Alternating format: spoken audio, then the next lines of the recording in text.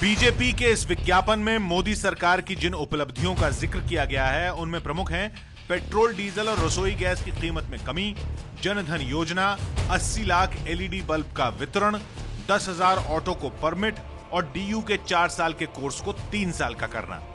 इस विज्ञापन के अलावा पीएम मोदी ने खुला पत्र भी लिखा है जिसमें उन्होंने दिल्ली के मतदाताओं से वादा किया है कि वो वर्ल्ड क्लास दिल्ली बनाएंगे जिस पर दिल्ली वासी गर्व करेंगे।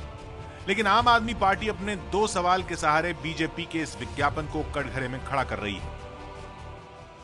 मैं पहली बात ये कह रहा हूं कि आज दिल्ली के सारे अखबारों के फ्रंट पेज पे बीजेपी के बड़े बड़े ऐड आए हैं।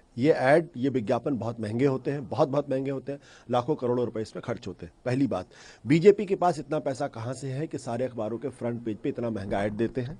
दूसरी बात, मेरा सवाल यह है कि इस तरीके के विज्ञापन कहीं भी कैंपेनिंग खत्म होने के बाद ना तो छपने चाहिए ना दिखने चाहिए। लेकिन आप देखते हैं कि टेलीविजन में ऐसे विज्ञापन नहीं आते हैं, लेकिन अखबारों के अंदर ये विज्ञापन आता है। अगर टेलीविजन में विज्ञापन आने से इसी की गाइडलाइन का वायलेशन होता है तो अखबारों में विज्ञापन आने से भी इसी के गाइडलाइन का उल्लंघन होता है। आम आदमी पार्टी से अगर हम सवाल करें कि इतनी छोटी पार्टी इतना पैसा कैसे खर्च कर रही है, क्या वो जवाब दे पाएंगे? आम आदमी पार्टी भी एक विज्ञापन को लेकर सवालों के घेरे में है।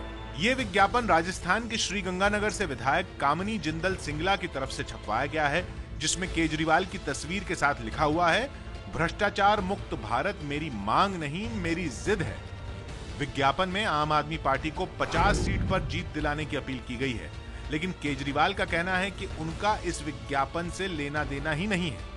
अग्रवाल समाज की तरफ से आपकी तस्वीर है और आपको वोट करने की अपील है। उन्होंने अग्रवाल समाज ने दिया जी, उसका आपको संज्ञान नहीं है तो कौन आपके लिए विज्ञापन? क्योंकि बीजेपी कह रही है कि जैसे जैसे चंदा आया उसी तरीके से विज्ञापन आ रहा है, खुद नहीं कर रहे किसी से करवा रहे हैं। बीजेपी तो कहना था। अरविंद केजरीवाल ने बीजेपी का नाम सुनते ही कन्नी काट ली, लेकिन कांग्रेस की माने तो विज्ञापन के इस युद्ध में दोनों ही बाजीगरी दिखा रहे हैं।